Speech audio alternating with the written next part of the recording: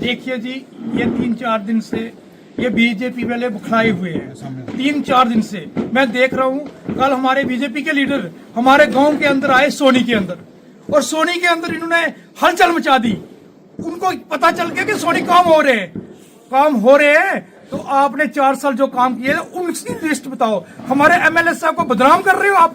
जो काम आपने रुके हुए थे आपके, वो काम एमएलए रजौरी इफ्तिकार साहब कर रहे हैं।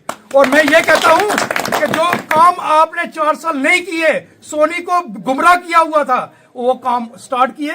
आपने बोला मुझे 30 हैंडपंप सोनी के। मैं पूछता हूं 30 हैंडपंप सोनी हैंडपंप, 30 हैंडपंप हम टॉर्च लेके भी घूमे ना। अभी रात को हम 8 बजे इधर बैठे हुए, टॉर्च लेके भी घूमे, 30 हैंडपंप नहीं मिलेंगे। 6 हैंडपंप आपने लगाए, वो भी अपने वर्करों को दिए। 6 हैंडपंप लगाए 4 साल में एमएलसी साहब। 6 हैंडपंप अपने वर्करों को दिए। कोई किसी के घर हैंडपंप नहीं लगा, और किसी को गरीब आदमी के घर पानी नहीं आया। आप कहते अपने जो आपके वर्कर थे, वो आपके चेले चमटे थे, उन्होंने हैंडपंप अपने घर पे लगाया। और हम ये कहते हैं एमएलसी साहब, आप बैठ जाओ घर। 4 साल आपने एमएलसी की है, मेंबरशिप की है एमएलसी, रजौरी को आपने रिप्रेजेंट किया है, आपसे कुछ नहीं हुआ। अब हमारे इफ्तिकार साहब 1 साल से एमएलए बने हुए हैं। 1 साल के अंदर आप ये देख लो कि उन्होंने कौन कौन से काम किए हैं। आपको तो अगर लिस्ट बनाओगे ना, आपको 24 घंटे लग जाएंगे लिस्ट बनाने। और वो क्या है, वो एमएलए ऐसे हैं, अमीर के घर भी जा रहे हैं, गरीब के घर भी जा रहे हैं, हिंदू के घर भी जा रहे हैं, मुसलमान के घर भी जा रहे हैं। वो ऐसे सेकुलर एमएलए है। वो मंदिर में भी जा रहे हैं, मस्जिद में भी जा रहे हैं, गुरुद्वारे में भी जा रहे हैं। वो ऐसे एमएलए है। वो एमएलए वो नहीं है, हिंदू मुस्लिम की राजनीति करने वाले एमएलए नहीं है। जो हिंदू मुसलमान की राजनीति करते हैं ना, वो एमएलए हमारे नहीं है। रजौरी के अंदर आपने 3 दिन से बरखलाए हुए हो। आपने लोगों को बेवकूफ बना के रखा हुआ था इतना 4 साल से। और 10 साल का जो काम पेंडिंग पड़ा था हमारे एमएलए साहब ने 1 साल में, जो आपने बोरी उसको कहते हैं ना, बंद बिस्तर में डाले हुए थे काम, वो एमएलए साहब ने स्टार्ट किए। आप रेबन की बात करते हो, रेबन क्यों ना काटे? 200 आदमी कहता है कि ये काम 10 साल से बिस्तर में पड़े हैं, रेस्ट कर रहे थे। उनको स्टार्ट तो एमएलए साहब ने कराना था, और एमएलए साहब ने लाना था। अप्रूवल जो लेनी थी एमएलए साहब ने लेनी है, किसी और ने तो नहीं लेनी। रिप्रेजेंट हमारा कौन है इस वक्त? एमएलए इफ्तिकार साहब रजौरी कॉन्स्टिट्यूंसी के रिप्रेजेंट है। वो जो काम कर रहे हैं उनको अप्रिशिएट कीजिए। आप क्यों घबरा गए हो? उनको बोलो कि आप अच्छे काम कर रहे हो। अभी तो 4 साल बाकी है, अभी तो पिक्चर स्टार्ट हुई है, अभी तो खत्म हो गई 5 साल के बाद। 4 साल आप और जिगरा कीजिए, आपको सामने सब पिक्चर सामने आ जाएगी। आप सोनी की बात करते हैं, सुमोरी मेरा गांव है, मैं भी सोनी का रहने वाला हूं। मुझे पता कि आपने 4 साल कौन से काम किए। मुझे एक काम नहीं आपका दिखाई दिया, एक काम नहीं मुझे दिखाई दिया।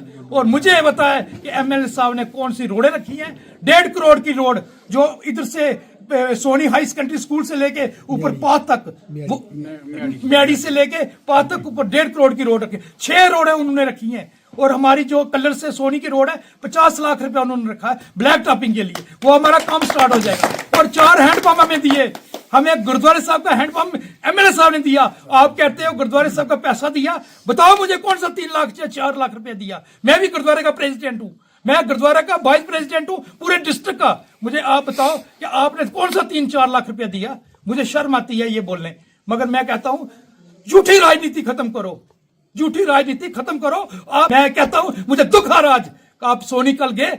सोनी आप कहते हो मैंने 30 हैंडपंप दिए, मैंने 6 रोडें दी, मैंने 5 लाख दिया, मैंने 50 लाख दिया। कोई 50 लाख नहीं आपने दिया। हमें पता है, हम सोनी के रहने वाले हैं, और सोनी में हमारा जन्म भी सोनी से हुआ है। मैं बिजनेस मेरा बाहर है, मैं सोनी का रहने वाला हूं। आज मैं सोनी से प्रेस कॉन्फ्रेंस कर रहा हूं। मैं आपको ये बताऊं सोनी के अंदर पंचायत घर आया था, हमारे सोनी के अंदर एक पंचायत घर आया था। उसका ठेकेदार पता चला कौन? विभोद जी का बेटा। लो पे 40% लो पे उन्होंने ठेका लिया हुआ है। मगर मैं क्या कहता हूं, मैं ऐसे काम करने चाहिए? मुझे शर्म आ रही है आपसे ये बात बोलने के लिए। मगर मैं ये कहता हूं कि आप बैठ जाइए, आप जम्मू बैठिए। आपने जम्मू कोठी बनाई है, आप 4 साल उधर आराम कीजिए। जब आप नेक्स्ट इलेक्शन आएंगे, आप आ जाओ मार्केट में, देखते हैं। उन्होंने जितने भी काम किए थे ग्रास रूट पे बड़े अच्छी तरह से कर रहे हैं। जहाँ पे यूथ को ज़रूरत है वो उनके साथ भी खड़े हैं, जहाँ पे सीनियर सिटीजन को ज़रूरत है उनके साथ भी खड़े हैं। उनके बहुत से प्रोजेक्ट अभी सामने में चल भी रहे हैं, जैसे कोई रोड का प्रोजेक्ट चल रहा है, या और भी अदर मतलब जहाँ जिन प्रोजेक्ट्स की ज़रूरत है वो उन पे काम कर रहे हैं।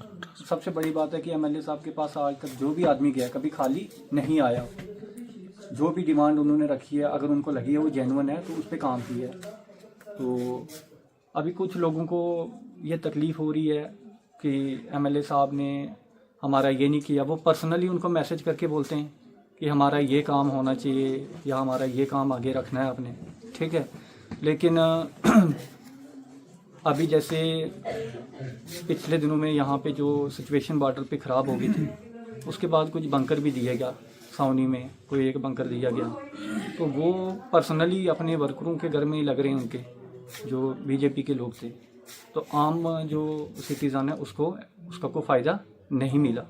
तो मैं यही चाहता हूँ कि अब जिस पार्टी में रहो, लॉयल रहो, एक ही पार्टी के साथ रहो, तो तभी आप लोग टिक सकते हो।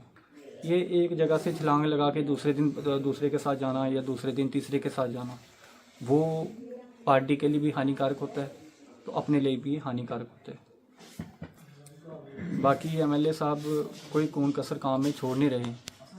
तो एक यंग फेस हैं, यूथ के साथ जुड़े हुए हैं, तो हिंदू मुस्लिम भाईचारा जो है उसको उन्होंने बना के रखा हुआ है। वो सबसे बड़ी एग्जांपल है हमारे लिए एमएलए इफ्तिखार साहब। हर कम्युनिटी जो है उनकी इज़्ज़त करती है, सिर्फ इसलिए इज़्ज़त करती है क्योंकि वो मंदिर में भी जाते हैं, वो मस्जिद में भी जाते हैं, वो गुरुद्वारे में भी जाते हैं। तो आगे भी हमारा ये जो आपसी भाईचारा है वो बना रहे। तो इसी के साथ मैं अपनी बात खत्म करता हूँ। सबसे पहले मैं आप सबका थैंक्स करता हूँ कि आपने मुझे बोलने का मौका दिया। मैं सुनील शर्मा सावनी पंचायत का रहने वाला हूँ। तो सबसे पहले हम अपने एमएलए जनाब इफ्तिखार अहमद साहब का शुक्रिया अदा करते हैं। उनको एमएलए बनने की बहुत बहुत उनको मुबारक हो। और उन्होंने जितना एक साल में काम करा है उतना मुझे नहीं लगता कि मुझे भी इतनी एज हो गई है यहाँ पे रहते हुए। यहाँ पे जितने भी एमएलए रहे हैं, पहले भी एमएलसी रहे हैं, उन्होंने आज तक इतना काम यहाँ पे नहीं करा। दूसरी बात रही तो आजकल हम देख रहे हैं कि सोशल मीडिया काफ़ी ज़्यादा कुछ वायरल हो रहा है कुछ लोगों की जो वजह से।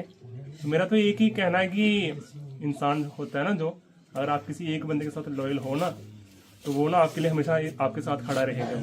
तो कभी इधर डगमगाना कभी उधर डगमगाना, तो किश्ती दो होती है ना, दो किश्ती में पाँव रखोगे ना तो वो इंसान हमेशा नीचे ही गिरेगा, वो कभी अपनी मंजिल तक नहीं पहुँच पाएगा। बाकी रहे एमएलसी साहब, तो जब एमएलसी साहब यहाँ पे थे बोध जी, मैं भी उनके पास गया कि साहब हम यूथ हैं, हमारी एक डिमांड है ग्राउंड की। तो उन्होंने तब हमसे वादा करा कि हम आपका काम जल्दी से जल्दी शुरू कर देंगे। एमएलसी थे, वो पावर में भी थे, तो क्या उनको इतना नहीं सोचना चाहिए था कि हाँ भाई अगर हमारे पास कोई यूथ कोई डिमांड रख रहा है अपनी, हम उस पर काम क्यों ना करें। उन्होंने हमें टोटली इग्नोर करा। हम इफ्तिखार साहब के पास गए, उन्होंने हमें आश्वासन दिया और उन्होंने हमारा काम भी वो करा। तो जो बंदा काम कर रहा है उसको काम करने दीजिए। ये जो सियासत होती है ना, सियासत एक अपनी जगह होती है, लेकिन काम पे कोई सियासत नहीं होनी चाहिए।